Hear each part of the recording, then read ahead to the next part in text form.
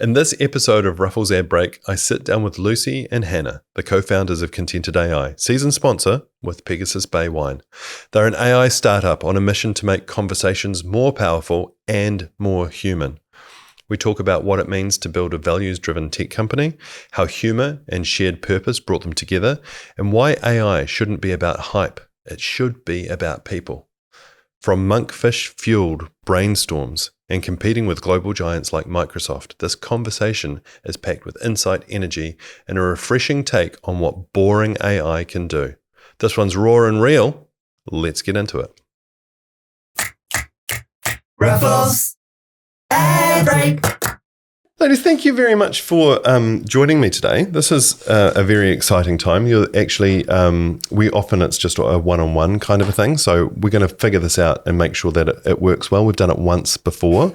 So let's just see how it goes. And if you need any help along the way or support, we've got each other. You've got each other. Yeah, that's right.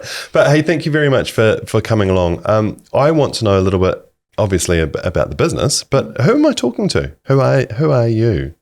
Do you want to go first? I'm Lucy. I'm the co-founder at Contented. Yeah, maybe we'll probably go for a little bit more detail than that, because anybody can be a name and a. So how have you? Starting off with an existential crisis. So who are you? How did you get here? How did you get to being meeting Hannah and Contented. Yeah, how was that? So we became good friends through the Ministry of Awesome. So our actual first interaction was doing an event. So we were presenting individual businesses, and I was running a startup called On You, which was basically built for the means to be able to find kind of ethically sourcing and understanding the products and who's made them and what that is. So more of the ethical side of things. Yeah. So worked with over 70 brands to build a marketplace just for ethical brands around the world. And then that was kind of a result after COVID. And then me and Hannah also kind of jumped in desk by desk and we're building our kind of startups together. And that's how we kind of met each other and started building businesses. And then we decided to join teams. Join forces. Yeah. And Hannah, this is not your first foray into business either. So what's your journey? Yeah, so my journey started, so I came from HR background, so that was my career. And then I had my first baby. So Alice is 12 next year, which is crazy. But I had, out of the blue, just horrific mental health journey for 18 months after having her.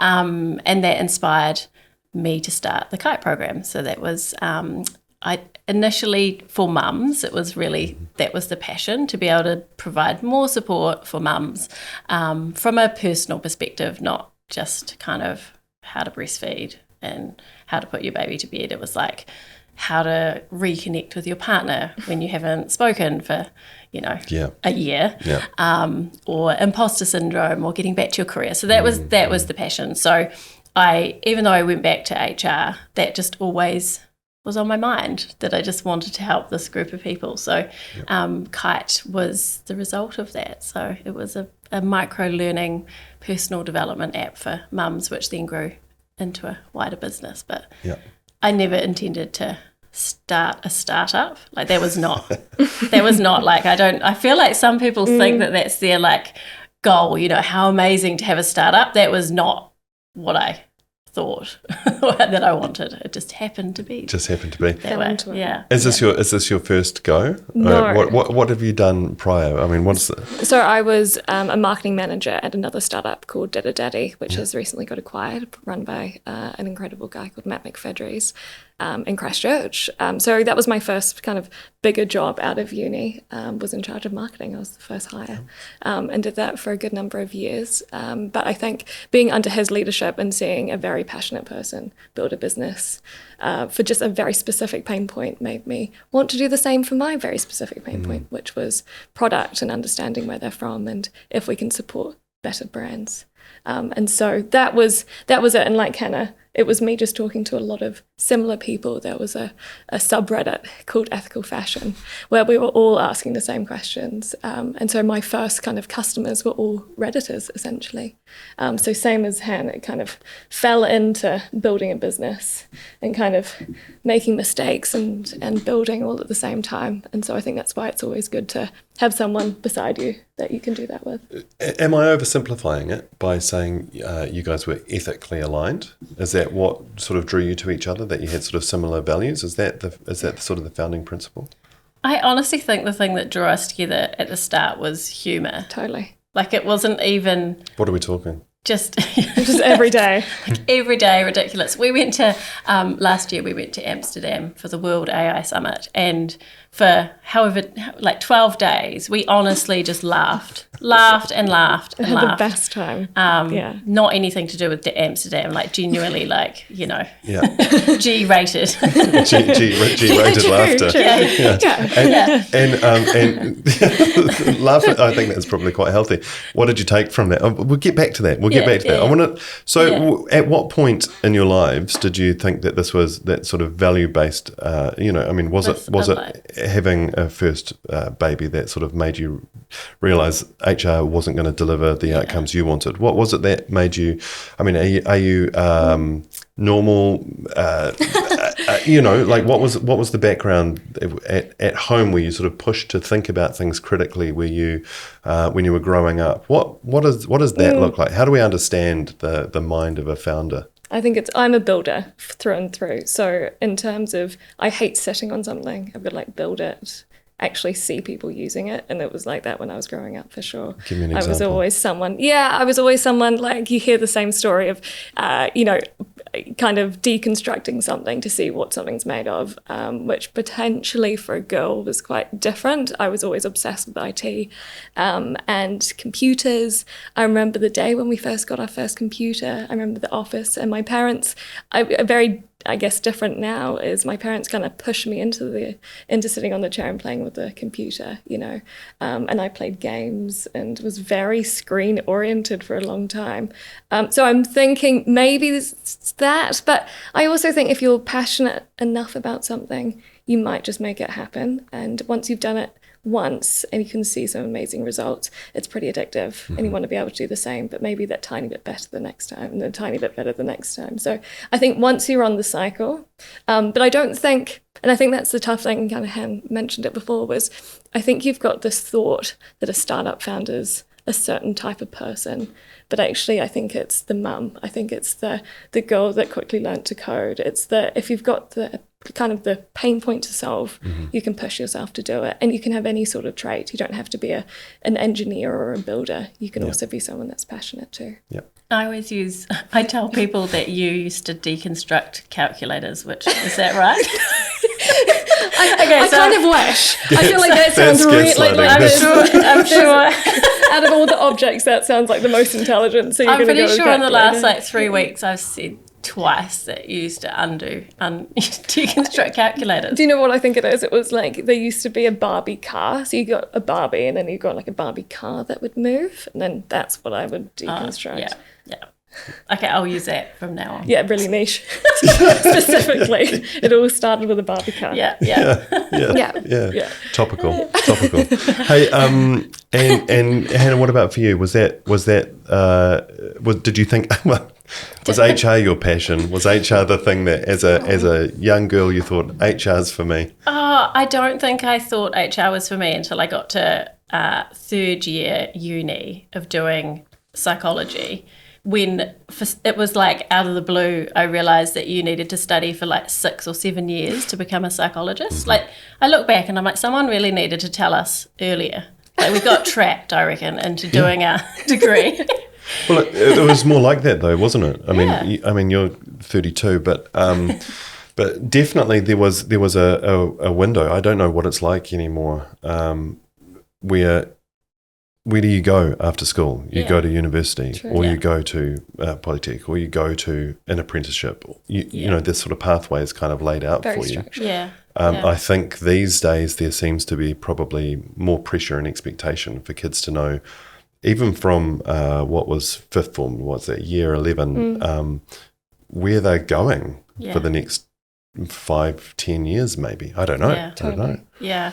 I think so it was only at that point that I realised that really HR, like there was a post-grad course in HR and some other people in my psychology group were doing the same because we were all the same, like what are we going to do? So that was really the reason, and it was more around just people. Like I felt like I always felt like my only skill was talking to people. So that's sort of what I did. I was like, what can I do that's, to do with people and try and influence things through that, potential skill set. Yeah. And then I got totally locked in from an HR perspective because I was like, what's the best HR job that you could have in New Zealand? So I decided that was Air New Zealand, Chief People Officer. So that was like, we did vision boards and I had planes on it. Like that was genuinely until I had a baby, like literally until the day I had my baby, that was like, I need to get back to work after 4 months because, the vision to get to Air New Zealand. Yeah. And then it changed. So. And then it changed. Yeah. That's a big moment, right? Then it changed. And then at some point, and this is where you're the first hire at, did you say Data Daddy? Data Daddy. Debtor. It's a really tough word, debtor, like debt collector, debtor. Debtor. Yeah. Debtor Daddy. Debtor Daddy. And then the... Debt or Daddy. Debt or Daddy. It's not sounding good, though, is it? It's a legit part of company. their sales campaign. Debt or Daddy. And then what was funny, the logo was a guy with a moustache, so it just doesn't help with the whole thing. Yeah, anyway, we maybe won't, helped with branding, who knows? Yeah, we won't dig into that one. And so you're doing that simultaneously. At what point did you collide at Ministry of Awesome? We always get this wrong. And I not really so much the chronological date, but at what point in your journey, so were you both looking for a new thing, and you were doing your own things, and you happened to, what was the opportunity to hard to pass up? What was happening? We worked alongside each other for 18 months at least on our own before you even thought about so we were not talking to even each other about. Actually, we were determined to be solo founders. Yeah, like it was why? like Why? because it was like bucking the trend. Everyone always said to us, even VCs would say to us, like ideally having a co-founder, it's really hard to do it on your own. So I think our personalities were like, well, we will do it on our own. Mm-hmm. So that was a real sort of mindset. And we both were in Ministry of Awesome, as a incubator. Yeah. They called it like a nest. Extended incubator. Yeah, for a while. And we had a co-working space there. So we just got to do our own thing and then support each other. But no, I don't, it was really very, we didn't even make a decision to come together in a funny way. It was kind of like AI jumped on the scene. I was using it, Ham was using it. And then we were like, crap, we're kind of the only ones really using ChatGPT at the time for our own businesses. And we were thrashing it because, like you say, we were solo founders. So we kind of had to have everything that was in our toolbox to be able to push that forward. And so then when we realized no one else was jumping on it and they could have the same sort of impact as what, we were experiencing with AI, then we started teaching people how to use it. And I'm talking just like other startup founders or parents or family friends. And then something changed when we were getting paid. And so we started going to consultation and doing a lot of consults around AI and doing presentations. And for struggling startup founders, having money on the table was quite a driver for us. And so we were doing that alongside our businesses. So any introduction at that point was always like Lucy from On You, Han from Kite Program, also doing a bit of AI on the side, which seemed a bit rogue. Yeah. But we always saw the application of AI. I'd say that was, if you talk about Han's like plain vision board, we could see how monumental AI was going to be. So we knew that was going to be part of our lives from that day. And I think that was us. We just got, and we'd stay up, like we were at the office till like 11 p.m. chatting about eating AI. monkfish. Having lots. Specifically. Really specific. From where is it from? You Hanoi me. Yeah. Good. Yeah. It was like a moment. I reckon we were eating the monkfish, drawing it out onto a big piece of paper. Yeah. Not the monkfish. AI. Yeah. The monkfish Whatever just works. slopping onto it. Yeah. And we were like, we can do this. And it was really, I mean, it was so early on, wasn't it? We thought everyone was behind then. Like I'm talking March last year, we were like, what is everyone doing? They're like, you guys are really behind. But now actually it's amazing when businesses are using us and using our, our products, they are actually at the forefront still. And we were just kind of there are so many things in there. I'm not sure I'm going to do a very good job unpacking them. But there was, you said rogue, you felt it was a bit rogue.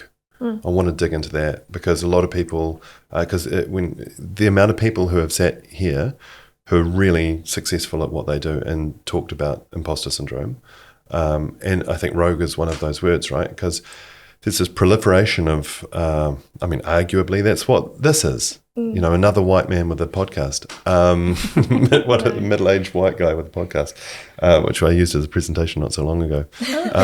But there is this kind of because there's a democratization of media channels and people are able to, they do, right? Totally. Or a lot of people do. And I think the skew is also, there's a gender bias there, but that's entirely by the by. But when you're talking about rogue and when you're talking about, well, nobody's qualified, so actually is that rogue or is that you've got to be an early adopter in order to do something with it. But beyond that, you have to see the opportunity in a way that other people aren't seeing it. Is that true? How do we unpack that? I think you can see, and I think this is the amazingness about AI is only as good as the thing that you're trying to do. Like, for example, Han could see how amazing AI was for HR and people and creating content for her Kite program in the app. So she could immediately see that AI could be monumental for an application of maybe creating content. For me, it was a case of, wow, AI is going to be amazing for software engineering, but also my own business. You could start to see it in its application. And I think as soon as you start to look at technology as a means, I think that's where you don't have to be, a technologist or an engineer. But if you can start to see technology as a way of helping something, that's where it's important. So I think for us, we never even saw AI as this new technology to jump onto. It was crap. You suddenly started to think of a mental health app over in the UK called Clementine. They were doing amazing hypnotherapy content. And they were like, and me and you both sat there and went, okay, we can just grab one of these hypnotherapy sessions and we can create them blog posts. We can help them, with the founder creating their emails. And we could actually start to see the amazing impact of AI just from that. So we would never look at AI as this tech. It was more around how can we help the people around us. And from that moment onwards, we again very much realized that AI should be built by those who actually are doing the thing, for example. So creating podcast episodes and being able to create amazing podcast write-ups and research and understanding. You're the one that actually knows the use of it, if that makes sense. Yeah. So I think that's where we got giddy. Those late nights talking about monkfish wasn't actually talking about AI and LLMs and, predictive algorithms. It was more about the people we were working with. Yeah. And I think we were rogue and probably still are because we're so different to the AI scene. I love that you're owning it. That's great. Boring AI. Yeah, we always talk about being boring AI. We just don't want to talk about, if people sat down, if someone sat us down and said we want to talk about AI for an hour, we'd be like, really? Do you want to just talk about some people and cool people doing amazing things? We would happily talk about that for days on end. But I think we were a bit rogue at the start because we went off in a different direction about people, and everyone at that time was just hype about, everything that was going to happen with, this technology and we just weren't. Do you think that people have become a little bit paralyzed? There are so many AIs coming onto market all the time and nobody really knows what they're for. AI is sort of this ubiquitous term for anything which is using machine learning and coding and smart stuff, right? Yeah. It's smart stuff. Yeah. But is it for me? How do you, because there's still a lot of that. Yeah. Even people are saying, are you using, and it's that early, it's like everything, right? First to market becomes the strongest voice, because we heard about that.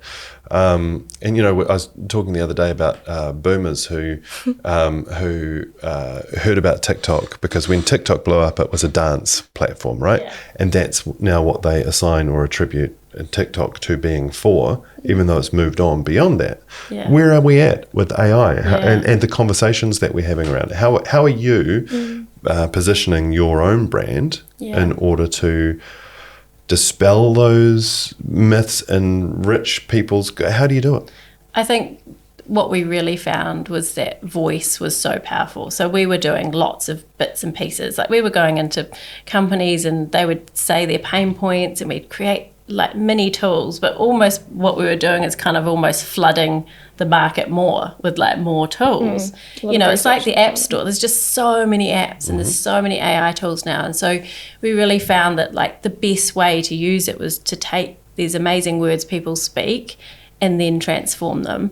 And by doing that time and time again, it's the biggest win for companies. Like if you go in and talk about voice, automatically they can just see all the conversations, all the meetings. It's huge that actually all the other ways you could use AI become secondary to that and then become easier to talk about because they're getting such a win. So that's where we focus. It's kind of just if we can nail conversations, then we're doing a really huge part for and people. I think going back to the technology, I think it's a lot harder to talk about use cases. So on LinkedIn or, you'll see a lot of, AI updates or demo days or a lot of convoluted language around the tech. And it's quite an easy thing to talk about, the latest voice tech or the latest XYZ. But actually spending the time to do use cases was really important. So the first thing I think that you wrote, Han, was, as a teacher, how can you use AI? And I think it was Anzac Day at the time. So you put in a bit of history about Anzac Day. And so we created a lesson plan for teachers for them to be able to teach their kids around Anzac Day in a really cool way. And then also factor in disabilities and learning, issues and anything along those lines. So AI is incredible at doing something like that. But that use case takes a bit of time.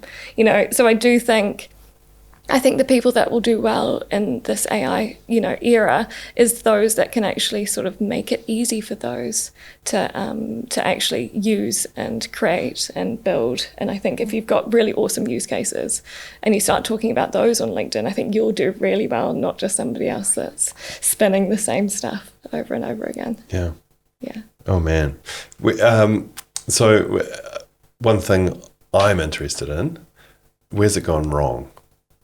Have you had an example where you were selling something into market and it didn't work? I don't need a name, but just an example. Have you had somewhere where because it's technology, people expect it to work, and if it doesn't, I don't know. Have you had any war stories, or is it too early, or has it always been amazing? I think there's been a few things that I think we've got excited about industries potentially, and probably the journalism industry was one of them, where there's so much potential and you can get quite blinded by the potential for it and the need. So there's a huge pain point, but I think that example was probably around, are there actually people able and willing to pay for this? So we've been really good, I think, at that of trying to identify that. But I think potentially with that industry, there's a huge need, but potentially not a huge commercial reality around it.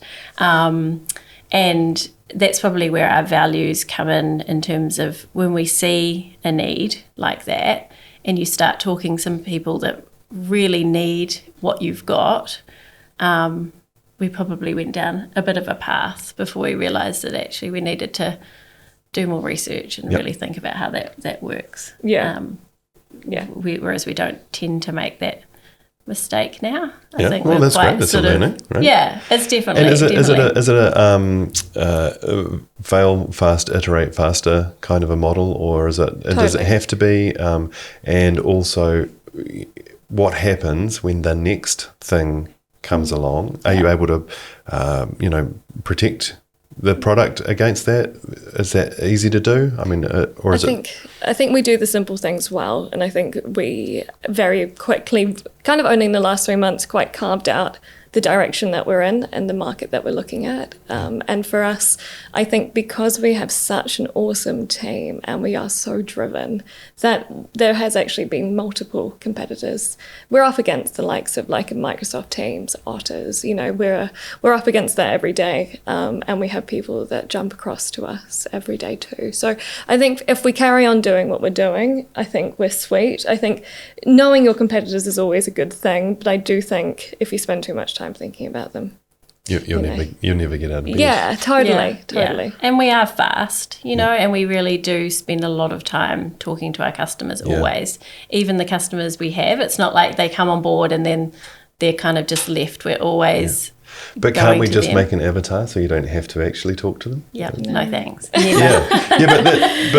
why not have that conversation? Because I think that, again, this is a big part of the picture, right? Yeah. Like there's this massive unknown. Yeah. There are people who are frightened about it, Yeah. and they're not necessarily seeing it as a tool which and I think it's about being intentional as well, right? So what am I employing AI to do? Is it to give me more time back so that I can be a better father? Or is it to give me more time back so that I can work more hours? Is it for what, Yeah, for us it's quite specific. I think the Zoom CEO just came out to say that he envisions a time where everyone's an avatar. So if you jump into a meeting, well, not you, you get your avatar to jump in and all the avatars are interacting. Yeah. And that's the world he sees, and that's for pure efficiency. So he believes that less meetings are better.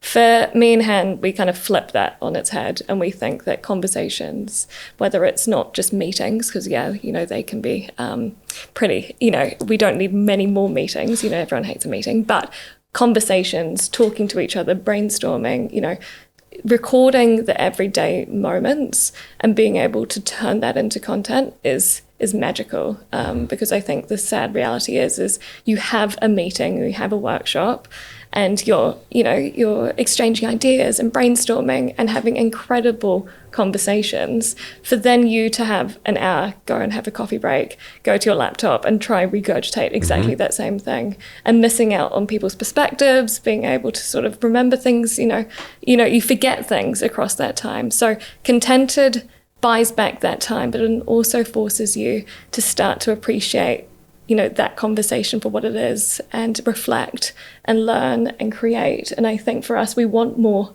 human conversations and connections, and if we can capture those, that's where Contented sits. So we want more people to talk. Yeah. And I think human nature, I think there's a line. I went to my doctor the other day and she was asking me about AI, and she said, would you still want to talk to me if I was a robot? And I was like, no. Maybe I would if it was just your job was just to give me a new script. Yeah. And it was really like just, but I said people need humans. Like we will always need human connection, and there'll be a time where people will just push back. It's like even with ChatGPT, there's not many people that love the voice back and forth, there's a real sort of line in terms of what people will tolerate. And I think it will get to a point, say with Zoom, there'll just be a pushback and people won't want it. And then they'll go, actually, we've built something that no one wants, which it's not useful. Yeah, not useful. And that happens all the time, doesn't it? Things get rolled out all the time that are not really based on what people actually want and need. And so we definitely... And what about things like... I get the feeling that you're not doing this for a New Zealand audience. We're very happy to have Kiwi businesses. I'm not trying to say that you're not, but I feel like your intention is much bigger than, just the way that you're talking and positioning yourself against certain competitors in the landscape. How do you get this is so silly. How do you get past the Kiwi accent? How do you get past, and things like, dialects and stuff, as in a weird kind of way, we're becoming, even though the world's much more accessible, we're becoming a bit more tribal as well, you know?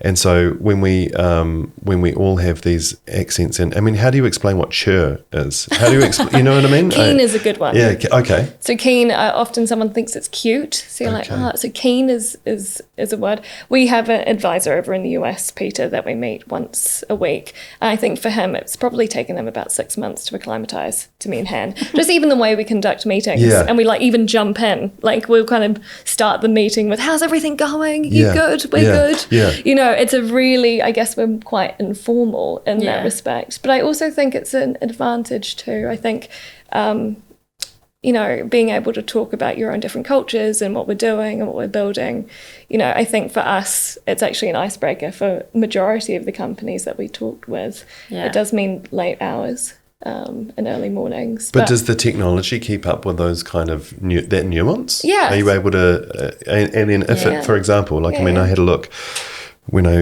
had a chat with Hannah and we recorded that conversation. We were in a noisy cafe, you know, and it actually held up really well. I think across the board, there were a few bits and pieces, but I was like, man, this is actually, it's pretty good. But I guess, how do you, it only gets better over time. Totally. Does it learn each client? And then, you know, this is also one of the big, you know, the pains of certain AIs, which is if you search from one lens, you know, so for example, if we were doing something for a client, it now thinks I'm in agriculture, or it thinks I'm in, you know, aerospace. And if I want to search something from a travel perspective, because I want to know the best spots in Ho Chi Minh for, I don't know, some Noodles. kind of, you know, so how easy is it to reset or to unlearn what it thinks it knows about you and keep the important stuff? Is that, I mean, are these challenges you're sort of looking at, or is it? Well, contented, so the first thing is contented doesn't learn. So contented, the way it learns is not through the model, but through how we build it. So, for example, the sort of custom words that a company uses, or maybe their tone of voice is forced onto it rather than learning, if that makes sense. So we collect feedback. And then we input that, because the problem is if you've got a marketing team that's all, you know, having, you know, different ways of talking, they've got different clients, then how on earth do you aggregate that and then apply it? So we do feedback. We don't do anything from backgrounds. So in terms of your own way of writing, it's like sentence structure, it's the types of words, that's where we concentrate on. So we want it to sound authentically you, and that's where we're pushing it. And we want every user on Contented to have their own way of writing, and that to come through. The idea of everyone sounding the same or sounding like Contented, you know, we want everyone to actually have their nuance across that. So that's where we sit, and we only do that through feedback coming through. So once an output is created, someone can say, hey, next time, you know, I want it to be like this, and we collect that and then apply it. So we're very much driven by the user. I'd say that's why we're so different to a chatbot.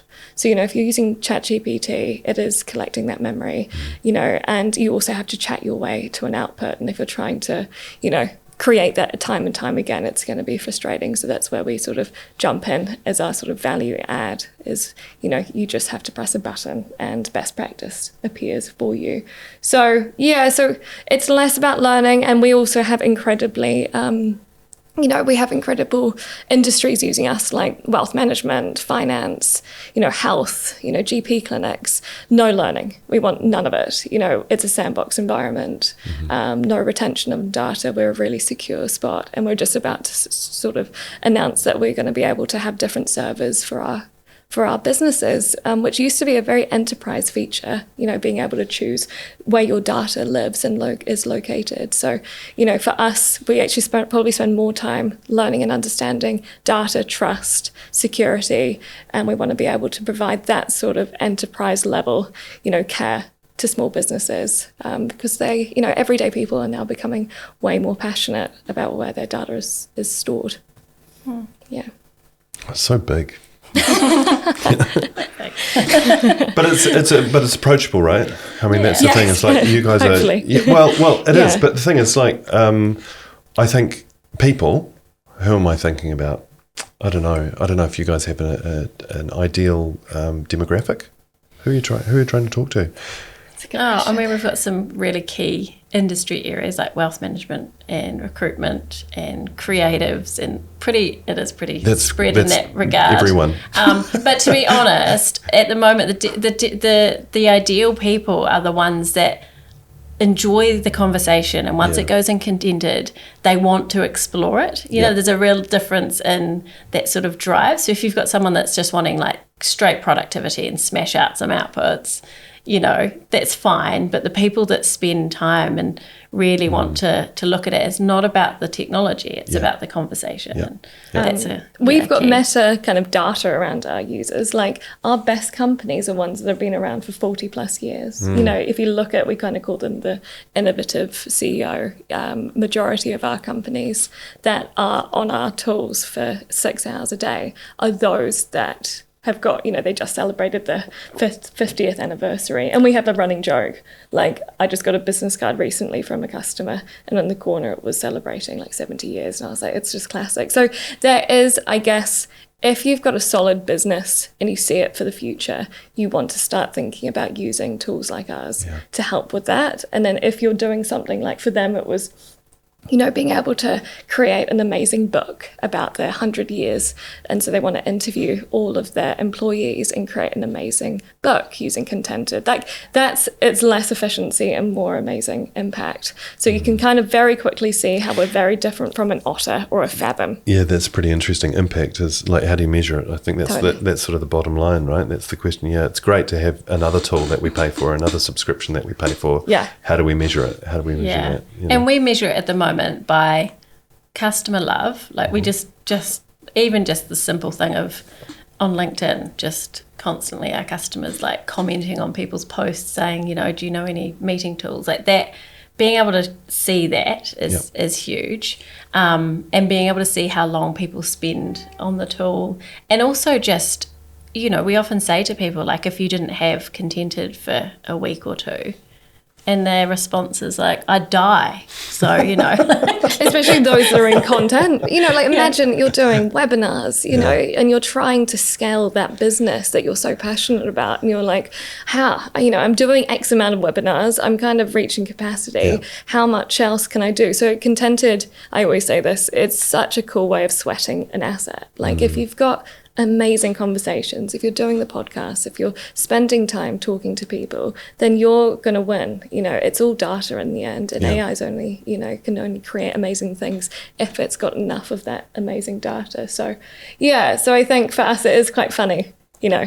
You're so casual about it. You're so relaxed. You know, it sort of seems like you're total juxtaposition with you know, the fast-paced, quick-moving, high-tech. Behind the scenes. Yeah, it's just monkfish and. It's just monkfish and lols. Yeah. So what's changed? I mean, it's so when did you guys start? How long ago? Last January, so nearly 2 years. Nearly 2 years. Yeah. So what's changed in those 2 years? Because when you ask, masses, right? Loads. But when you talk to most people about what's changed in 2 years. Well, maybe the last 2 years is not the best sort of timeline, but most businesses, you know, over a couple of years, they've got a strategy, they work towards something might change that, it might slow down, speed up, what have you, but you've been kind of sprinting the whole time, right? Yeah. So what has changed in the last 2 years? And if you could imagine what will change in the next 2 years, so where have you come from? Where are you now? What's going to change? You can do the next 2 years. I'll do the what's changed. I mean, we've gone from being consultants, two of us, to, you know, we got Callaghan funding. We became an agency. We started doing larger projects. Lucy learned to build these amazing tools. We went to Amsterdam, went to the World AI Summit, realised that we were doing something really special and different, came back. You know, the amount, even just getting to the point of in the last 3 months having a product that people can just try and demo and buy, like, that's huge, going from more bespoke. So like just that period of time, I think we just look at it and can't believe probably what we've achieved in that period of time. Yeah. Like, it is, you know, hiring an amazing software developer, you know, now have an intern, like, just team-wise, changed offices. Like, it's just so much, but I think it'll be exactly the same speed moving forward too. Maybe this is just our default speed. It is. just You never know. Next week, who knows what's going to happen? Yeah. It is. I think Hannah's amazing in the sense that always we'll start the day smiling and we always finish the day smiling. Like there's always something to laugh about. And I think honestly, if we take things so seriously, but we also take things not so seriously sometimes. I think we've got to enjoy the ride, and I think we always feel quite privileged in a funny way, our position, and we just take, we try to take every day as is, and it sounds so cringe, but honestly we do. We walk in and we're just amazed to see, Mia, who was our software engineer, she was a nurse for 10 years and she moved to New Zealand by herself, paid for her course fees to be a software engineer, and Contented was her first job out of uni, and she is an incredible hard worker, so empathetic, will work incredibly hard, but then also ask the most amazing questions.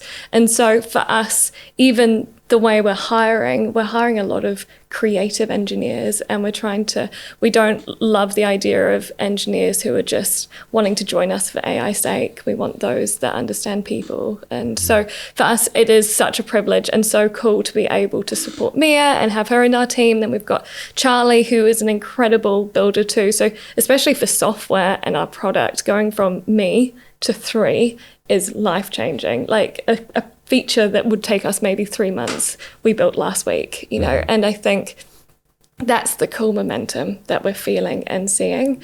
And word of mouth has driven us to this point because we pride ourselves on our hard work, and we are such hard workers that I think, the results speak for themselves there.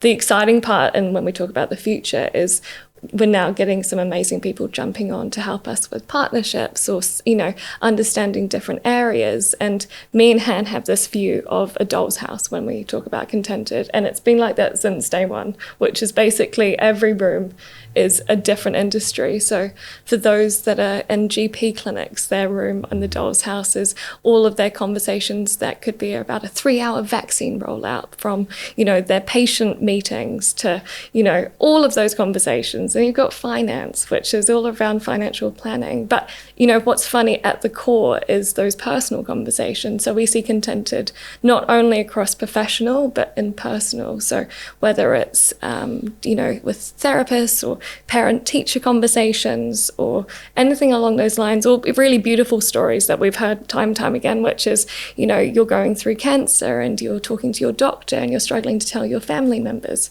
about what's going on. They can record it, put it through Contented, and give everyone an update without having to spend time telling the same thing over and over again. So we see an incredible, impact with Contented, but we also are really driven by the philosophy of earning the right. So we can only earn the right to be able to get to that point and actually be quite specific with that strategy by nailing what we're doing today. And so if we nail that next spot, then hopefully we can get there. So we've got a couple of rooms in the doll's house that we're spending time on. And then just some that are just, in building. Yeah, light switch. Yeah. We talk in analogies quite a lot there. Yeah. But also you can always redecorate, right? Yeah. Totally. Exactly. Totally. This is just for now. So, yeah. Oh, that's excellent. What a journey. Hey, look, there is actually nothing more that I want to talk to you about. You're done. Get out. Just joking. Sweated it. Just joking. It's big though. It's big, right? It's a big idea, and I don't know. I think that there's so much changing at the moment in the world. There is so much uncertainty, and I feel like, the more I read about AI, the more is about, the curatorial aspect of it is becoming increasingly important. And it sounds like you guys have figured out what your piece of that pie is, and now it's just building that, getting as good as you can, and scaling it, and not limiting yourself to it. And you certainly both seem like you're hungry to get there, so wherever there is. So that's amazing. It is.